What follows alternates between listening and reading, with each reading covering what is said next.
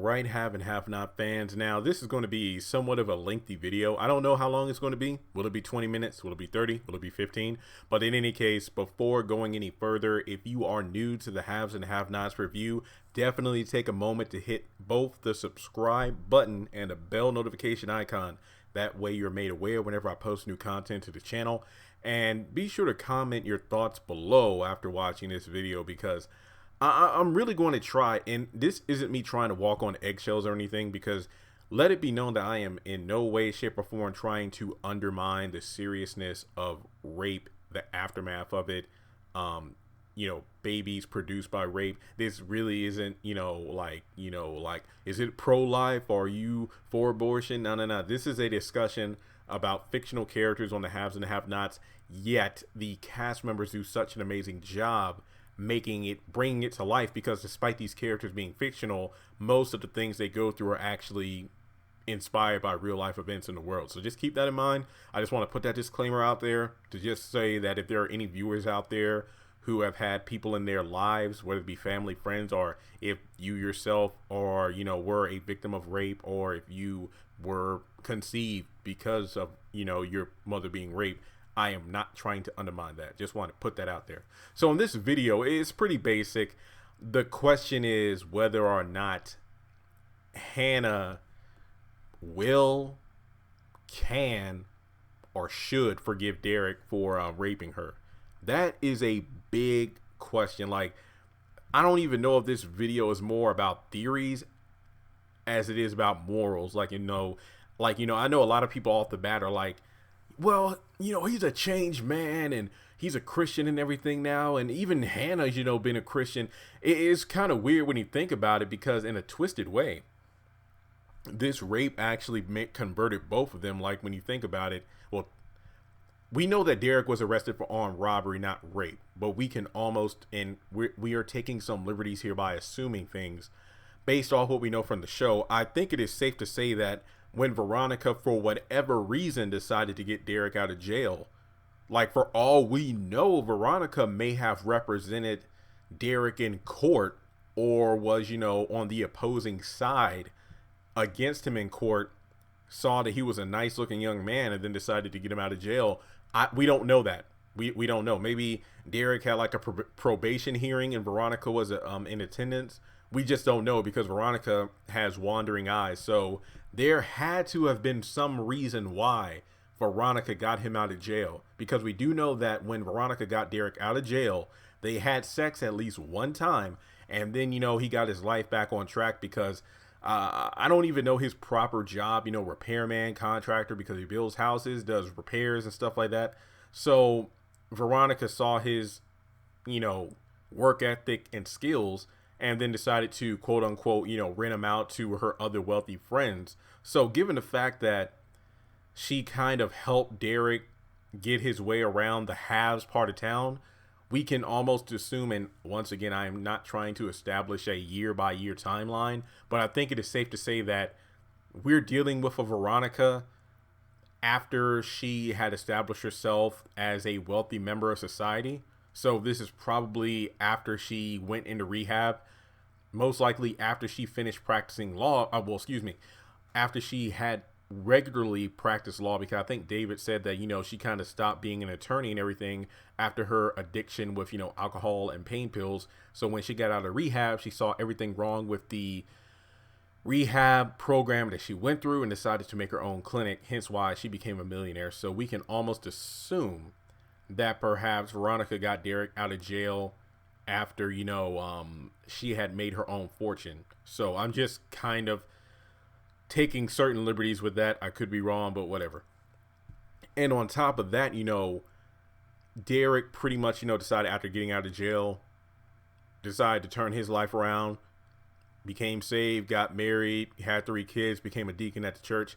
And then on the flip side, after the rape, Hannah's aunt said, no, if you're going to stay with me, you're not going to get an abortion. And then she started going to church with her auntie. Now, it wasn't meant, or it wasn't like stated that Hanna was anything like a reckless young girl. I mean, she was just having a good time with her friends, drank a little too much, and then she was the victim of a rape. So she wasn't like, I mean, I don't think she was that kind of person. I don't think she was, like a thief or whore or anything like that. She was just young and having a good time. And given the fact that Derrick was 19, we could assume that Hanna was in that same age range, maybe a little younger, maybe a couple years older. I don't know. But all I'm saying is the rape actually changed them. Obviously, their whole foundation was shaken as a result. Hanna being pregnant, single parent, put in a position she didn't want to be in. I think she even told Candice to her face, "I didn't want you. I didn't want no rape baby. But when you were born and I held you, that like changed everything." And then on Derrick's part, he was in jail for however many years. Then he turned his life around. So when it comes to, well, I mean, Jeremy, Hanna got to know Derrick over the course of, I'm just going to say a couple of weeks, because this has been what Derrick showed up in early 2018. I'm just going to say a couple of weeks, and I'm kind of spitballing here. I could be wrong. But you have to think of it this way. There was a point in time, after Hanna was done being treated the way she was by Jim, when she left Amanda's car and she was storming away from the Cryers' place on foot, didn't even want to ride for Derrick. And then, she kicked Benny out of the house. She was thinking like, Mom, what we going to do if we leave this house? It's like, I know you ain't going to plan to live with him. Well, he invited me and I'm going to think about it. Can you imagine if Benny was forced to, do his own thing, because she said we're leaving this house, and then she decided to go stay with Derrick and those two are living together. And then one night when she decides to finally give it up, or maybe there's a scene where he's getting out of the shower, getting ready to go to work, and he doesn't have a shirt on, and then she sees the tattoo. What the hell would she have done then? I don't know. All I'm saying is, when it comes down to it, Derrick, the proof is in the pudding. Derrick is a changed man. But that doesn't mean that Hanna is going to instantly forgive him, because once again, going back several episodes, it was mentioned that I think this was early 2018 as well. This was after the episode The Lion, when Hanna and Benny were talking in the kitchen. Like, Benny said, once I get the money right and everything, I want to pay for you to go get therapy and whatnot, because, this is something that you really need to talk with someone about. It's like, well, I talked to God. And it's like, well, yeah, I know, but you need to talk to someone, in person. So this is something that obviously she didn't put behind her for a good reason. I mean, she put it behind her, but it still lives within her. And it goes back to when Derrick was breaking down crying during that prayer. And I kept saying that's guilt. He's guilty. People said I was crazy. But, that really did show that not only was Hanna still affected from the rape after that attack from Malik, but then Derrick breaking down was like, I know a man does not cry like that unless God brought him through something. And I'm just like, boom, he raped someone. So during the course of getting closer, Hanna definitely looked at Derrick in a completely different light, due to the fact that it's now known that he was the guy that took away her life, essentially. I mean, if anything, took away her freedom as a young woman, put her into a single mother position, not there to help raise their daughter, not to mention all the hell that Candice had put her mother through. Not saying Hanna didn't have a share in that, but that's neither here nor there, especially with the fact that, Candice was molested when she was younger, with one of Hannah's, the guy that Hanna was seeing at the time, I suppose. So it is sad, and I'm not saying this is a good thing, but in a twisted kind of way, it's almost like, those two are brought closer together based off of the events that they went through. I mean, if anything, I think even Benny said, I wish I knew the guy that did that to my sister. And he also said the same thing about, I wish I knew the guy who put you through that. And like Hanna said, well, he's probably dead or in jail. Derrick isn't dead, but he was in jail though. So it is very interesting. Like, Benny would be knocking people's heads off left and right. I wonder if we'll ever meet that guy that raped or molested, Candice when she was younger, Hannah's old boyfriend. That would be interesting. Very interesting. But okay, so let's break it down. We pretty much established that, they're both young. They have both changed for the better. But like I said before, I really can't say that for Hanna. Like, I mean, given the fact that she started going to church with her auntie, I'm not saying that she was like a complete non-believer. Maybe she had like Sunday school lessons when she was a kid, but as she got older, she opted to just party and have fun with her friends. But after the rape, she decided to get grounded in Christ, and that's how she became the woman she is today. But, with Derrick, it was he had to make a complete 180 from raping and pillaging to becoming a hardworking, honest Christian man, which shows that, he did reform. But it is obviously going to take a while for Hanna to warm up to him. I'm going to be completely honest. I don't see Hanna not forgiving him, but it's not something that needs to be done instantly. It's going to take some development. So this is one of those things where I wouldn't mind it being a bit dragged out. But when I say dragged out, I'm not talking 3 seasons. I'm talking like, give them both space and see if they can work through it, which is why I am nervous about Catherine seemingly taking matters into her own hands by telling Derrick to call her back as soon as she gets the message, because she doesn't need to do anything drastic, which I get it. That's your friend Hanna. You want to shoot first and ask questions later, but I don't think that is really Catherine's place. Now, it would be different if Derrick tried to rape Hanna, like, Catherine's like, wait, did he rape you just now? No, this was years ago. And then it's like, well, I'm the one that set her up with this guy. I want to take care of it. I get it. But what I want Catherine to do is have a stern talking with Derrick, is like, tell me everything. Like, your past. What is it between you and Veronica? All that stuff. Now, that's what I want to see Catherine do. I don't want to see her try to stab him. I don't want to see her try to shoot him. Discussion needs to take place before action, because of the fact that Derrick is a changed man. It isn't like, he was trying to push up on her forcefully and whatnot. And I've done videos about that as well. Like, will he take advantage of her and things like that. But I do think that given time, those two will probably talk again. But when you have hotheads like Catherine and Benny in the mix, it's definitely going to become more complicated and difficult for those two to really make amends in some way, shape, or form. And then on top of that, you have to throw in the, okay, when and how is Candice going to find out about her father? And on top of that, how is she going to react to the news? I mean, there are multiple ways this can be discovered, given the fact that we do know Scott is going to be in Savannah. He's the guy that Kyle told to go down there to dig up dirt on Candice and her past in order to expose her, and possibly use that to not only bring down Candice, but also Charles as a result of that. I do feel like, it's going to be made known or dug up that her father is Keith David, who was ex-con, and then her mother's a maid, and then things like that.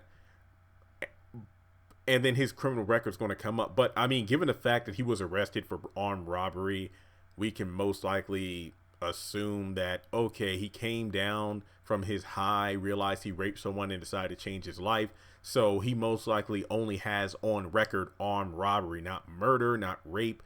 We don't know. I mean, for all we know, he's probably been arrested before that. But I think for simplicity's sake, probably his first time. Let's just say it that way.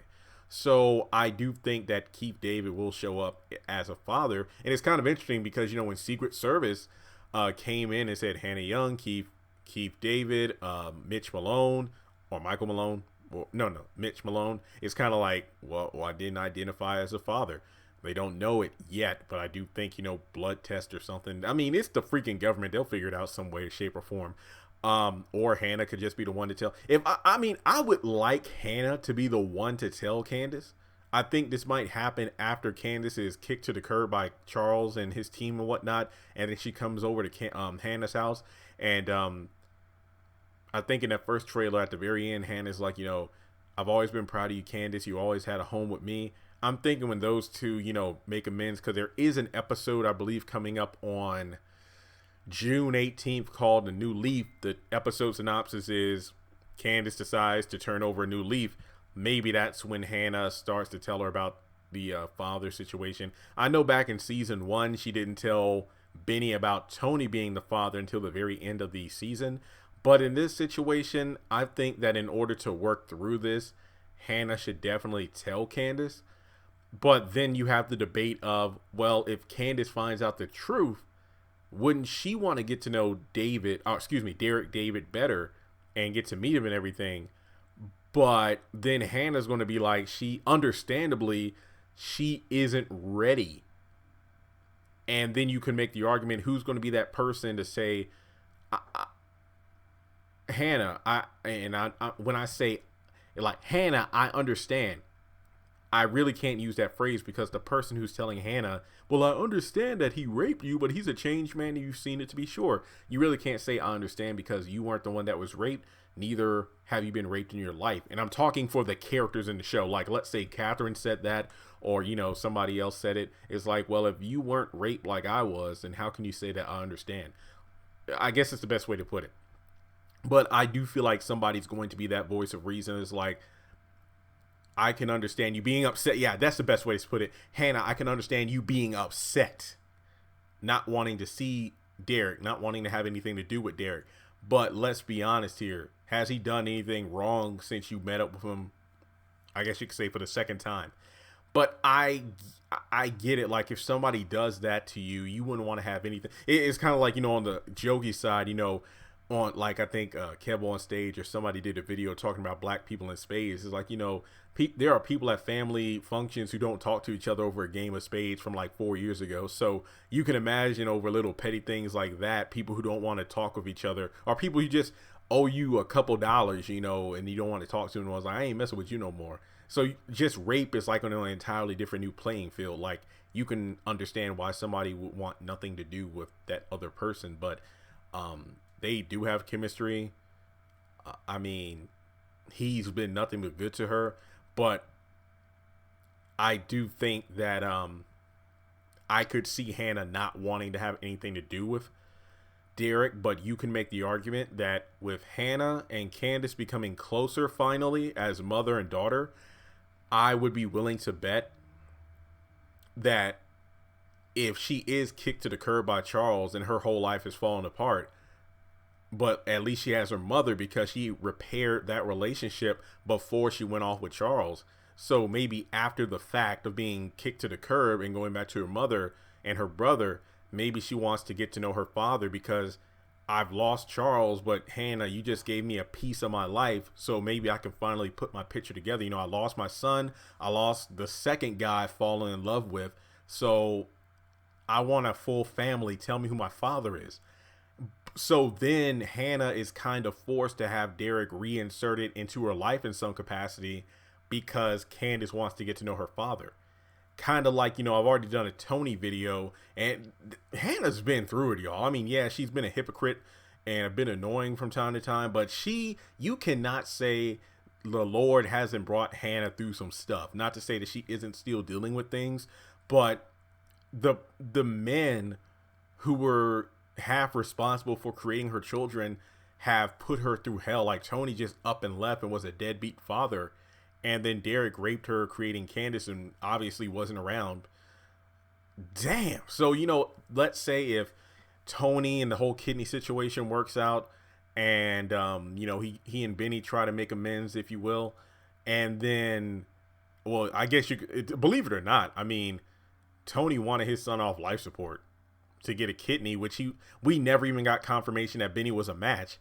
And then, you know, Derrick, you know, raped Hanna and just didn't really know what was going on because he was high, and then he was in jail and moved on with his life while still thinking about wishing he could apologize to whoever that woman was. It's kind of like, which one of these guys is the better man?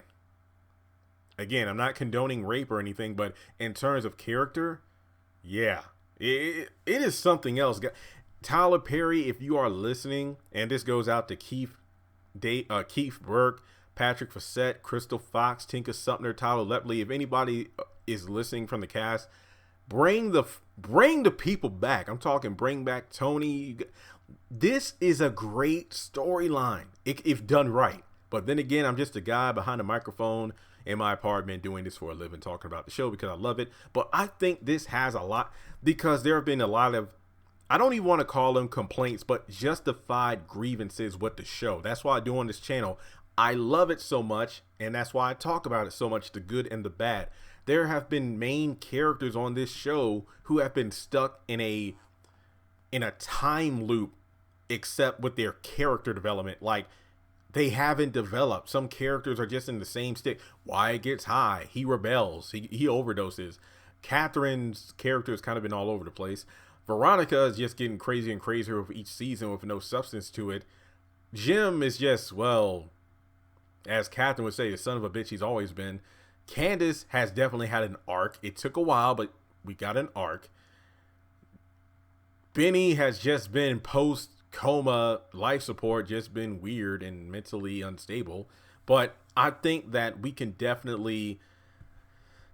I'm not saying this is going to end like a Tyler Perry move where everybody's holding hands, singing "Kumbaya," doing the electric slide, and going to church. But we can bring it to a real state of like what is it, realism or realistic stakes where you can make amends, but you can forgive people and whatnot, but you all move on. Like, just because you forgive someone doesn't mean you're going to be buddy with them or you're going to be family again. It's just like, look, I forgive you what you did to me or whatever, or what I did to you if you forgive me, but we don't have to come back together as a unit. I mean, we're at peace with each other. Let's just move on for lives. So I think that if you're going to give Candice that development with Derrick, potentially do the same freaking thing with Benny and Tony.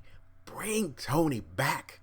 This could be great. Yeah, Hannah's going to go through it now because, once again, dealing with two men who put her through hell, it's just like that would give her character even further development.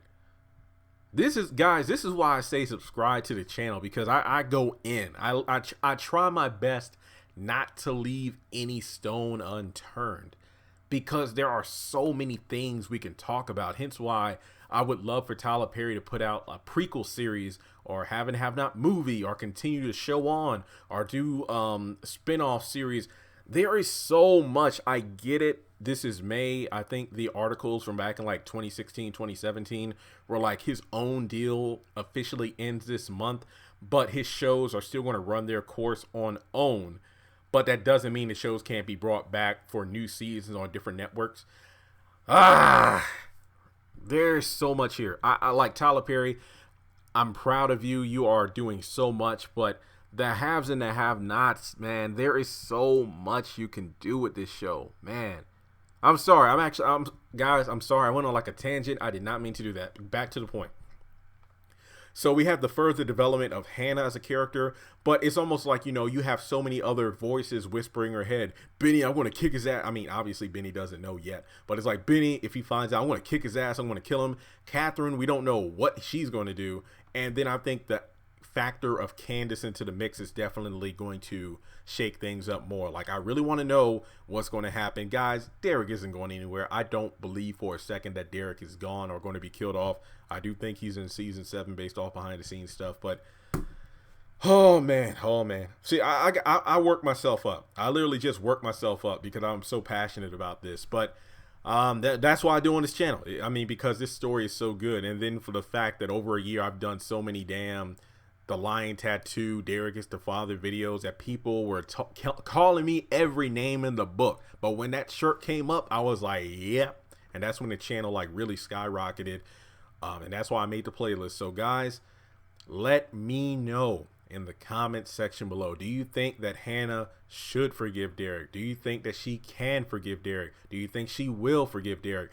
This is something that I think that she should definitely make a decision on her own. I can understand how outside forces would probably try to sway her one way or another. It's like, well, he is a good man. Even Catherine said that, but that was before the whole rape came into the equation.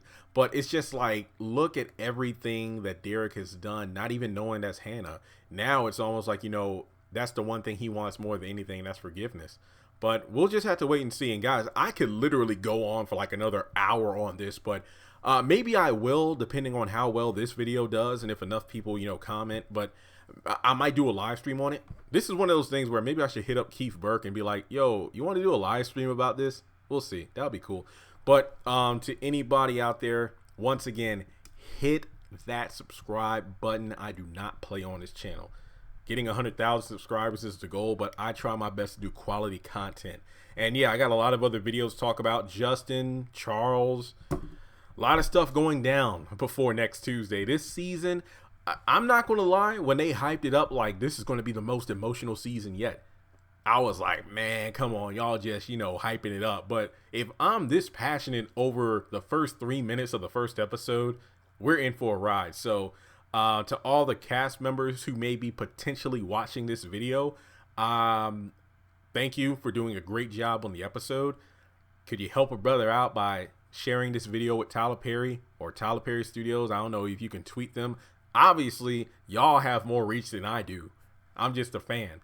But if you could just, kind of help a brother out, help me wet my beak, help the channel get more views by sharing this video on your own social media. Like, yo, this guy who watches the haves and the have-nots, when we say the haves and the have-not fans are the best fans in the world, this guy is one example of that. If you can like kind of put me out, put me on the spot, give my channel a little shine, because aside from me doing this for a living and reaching my own goals, the reason I started this channel was to create as big a have and have not community as possible so fans could come together and talk about the show. Because unfortunately, I mean, at least to my knowledge, I do remember a few years ago when the show first came out, they used to have big premiere parties and everything.